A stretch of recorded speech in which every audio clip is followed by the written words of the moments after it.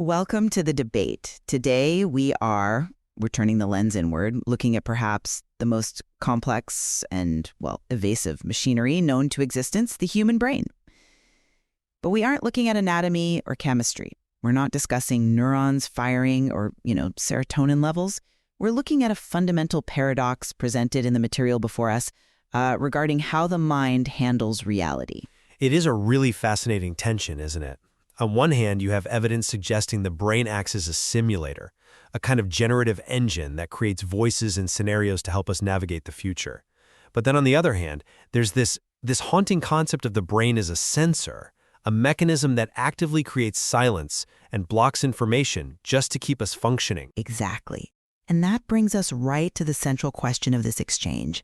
Is the architect of our consciousness, that subconscious machinery sort of driving the bus, is it primarily a protector designed to filter out a reality that is just too dangerous to perceive? Or is it a simulator designed to fracture our consciousness into pieces to better test and understand the world? Right. It's the difference between a wall and a workshop. Is the goal to hide the truth because we can't handle it? Or is it to construct a better version of it so we can master it? And I'm taking the position that the brain is first and foremost a protective mechanism. The material explicitly points to a silence inside your brain and suggests that what we call detachment is actually a survival strategy. So I'll argue that the brain filters out reality because, as the text warns, the answers are darker than you think. And I come at it from a different angle. I'll be arguing that the brain is a sophisticated simulator. The material describes an inner narrator that is a fragment of your consciousness built to test decisions. I believe this proves the brain isn't trying to limit our view of reality, but actually to expand it by allowing us to access knowledge we haven't even realized we possess. It's a compelling setup. So let's get right into the thick of it. I want to start with my position statement regarding what I'm calling the sensor hypothesis. When we look at the source material, there is a very specific, almost chilling phrase used. There's a silence inside your brain that hides a secret. Now, we often think of the brain as an information processor, something that's constantly trying to acquire data. But this suggests the exact opposite. It suggests that during deep thought, the primary function is negation. The text says the mind blocks certain truths about yourself. Can I just ask for clarity here? When you say blocks, do you view that as a failure of the system, like a blind spot? Not at all. And that is the absolute crux of my argument. The material is explicit. It's not a malfunction, it's survival. This is a critical distinction. If the brain is blocking truths for the sake of survival, it implies that full awareness, perceiving the total reality of oneself, is a threat to the organism. We treat survival usually as, running from a predator or finding food. But here, survival is psychological stability. The brain is actively editing out the darker parts of our nature or our reality to keep us sane. When the text mentions feeling detached from reality, it reframes that experience completely. It's not that you are losing your grip, it's that it's your brain protecting you. The detachments are the blast shields going up.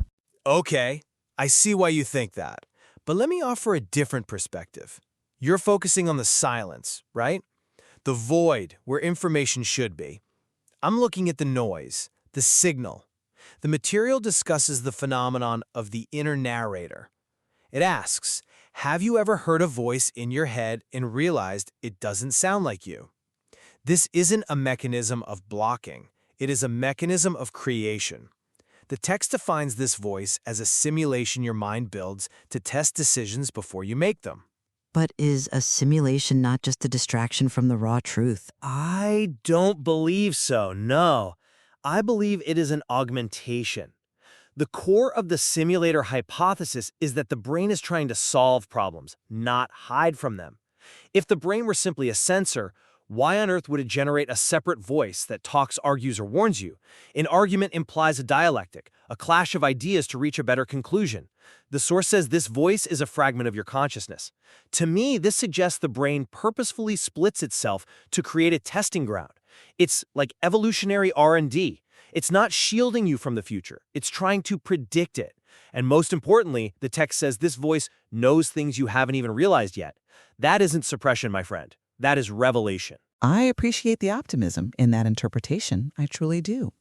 But let's move into our core debate, specifically focusing on this nature of survival. You view survival as a result of better decision-making through simulation. I view survival as the maintenance of sanity through limitation. You mentioned the brain testing decisions, but we have to ask, why is that testing necessary in a separate voice? Because the conscious mind is limited. It can only process a certain amount of serial data. The inner narrator allows for parallel processing. Or consider this. The material says the answers you are looking for are darker than you think. If the fundamental nature of the information the brain holds is dark, then the simulation you're so fond of might just be a controlled narrative, a bedtime story to keep the conscious mind from screaming. If the brain blocks certain truths, as the text clearly states, then the voice you hear, that inner narrator, is the sanitized press secretary. It's not the truth. It's the version of the truth you can handle. The silence is the safety feature. I'm sorry, but I just don't buy that. Let me tell you why. If the voice were just a pacifier, just a press secretary spinning a yarn, it wouldn't argue or warn. A warning implies a recognition of genuine danger, and the text explicitly says this voice sees beyond you. That phrasing is crucial. Sees beyond. That implies a vantage point that is superior to the conscious self, not one that's subservient to fear. If the brain is simulating a scenario where I make a bad decision and the inner voice argues against it, that's an active engagement with reality, not a retreat from it. But engagement with which reality? The text says detached from reality is the protection. If the brain is protecting you by detaching you, then the so-called reality you think you're engaging with via this voice is already filtered. You're arguing with a simulation inside a simulation. The survival mechanism mentioned in the source is tied to the blocking of truths, not the revealing of them. The silence is the heavy lifter here. The voice might just be the hum of the machine working to keep the door shut. That is a compelling argument, but have you considered the utility of the fragmentation? The text calls it a fragment of your consciousness. If the goal was simply to block dark truths, the most efficient method would be total suppression, unconscious instinct. But the brain creates a narrator. It creates a personality that doesn't sound like you. That separation is a tool. It's for objectivity. It allows you to dialogue with a part of yourself that has access to more data, things you haven't even realized yet. The survival advantage here isn't ignorance, it's hypercompetence. The brain is simulating the outcome of an action so you don't have to suffer the consequences in the physical world. Let's drill down into that fragmentation, because I think it's more unsettling than you're letting on. The material points out that the voice doesn't sound like you, and explicitly states it isn't exactly you. You call that objectivity. I look at that and I see alienation. Alienation implies a loss of self. I see it as an expansion of self. But is it an expansion if the fragment is operating with a different clearance level than the main user? We have to go back to the silence inside your brain that hides a secret. If there is a part of my mind that is hiding secrets from the rest of me, and another part that is simulating voices to argue with me, the whole concept of me starts to dissolve. The advocate, here at this microphone, is just the end-user interface, while the real decisions are being made by these hidden architects in the dark. That doesn't sound like a workshop to me. That sounds like a conspiracy. Well, a conspiracy implies malicious intent. I would argue it's more like a complex corporation. The CEO, your conscious self, doesn't need to know how the engineers in the basement keep the servers running. They just need the data report. The inner narrator is that report. The text says it sees beyond you. That suggests the subconscious has processed environmental cues, memories, subtle patterns that your conscious attention missed because it was too busy focusing on, what you're going to eat for lunch. It delivers that complex processing as a voice. It's not hiding the truth. It's translating it into a language you can understand. But look at the content of the translation. The text warns that the answers are darker than you think. If the engineers in the basement are sending up reports that say, the reality of your existence is terrifying, and the CEO, the conscious mind, is being blocked from seeing the raw data, that suggests the system is designed to keep us in a state of controlled ignorance. The silence is the redaction ink on the report. I think you're getting hung up on the word darker. Darker doesn't necessarily mean evil or some kind of Lovecraftian horror. Darker can just mean more complex, more ruthless, more indifferent. Reality is indifferent to our survival. The brain knows this, and the inner narrator helps us navigate that indifference. The text advises, so next time you hear that quiet voice, don't ignore it. That is the key instruction here. Don't ignore it. If the system were designed to keep us ignorant, it would tell us to suppress the voice. But it tells us to listen, to engage, to follow. That implies the path to survival is through the simulation, not away from it. But notice the phrasing. Quiet voice. It's barely audible above the noise, and it's juxtaposed against the silence that blocks truths. My interpretation is that the quiet voice is the leak in the dam. The brain is primarily a sensor, the dam, holding back the darker waters. Occasionally, a trickle gets through. That's the voice. The text says it's not a malfunction, it's survival regarding the blocking. But regarding the voice, it says follow. There's a contradiction in the text itself. The brain wants to block you, but the voice wants to warn you. They are at war. I don't see war. I see checks and balances. The blocking prevents information overflow. The voice provides targeted insight. It's a precise system. You mentioned the feeling of being detached from reality. The advocate views that as a defensive wall. I view that as stepping back to view the chessboard. When you're detached, you're no longer an emotional participant in the moment, you become an observer. And that is exactly what a simulator requires. You have to step out of the raw stream of data to run the model. The detachment is just the loading screen for the simulation. That is a very generous reading, the loading screen for the simulation. I like that metaphor, even if I disagree with the optimism. But let's look at the cost of this system. If the brain is protecting us by detaching us, and if the voice isn't exactly us, then we are living our lives at a remove. We are one step away from our own existence. The text says detached from reality. That isn't just an observational stance. That is an existential severing. If survival requires me to be severed from reality, then what is the point of the survival?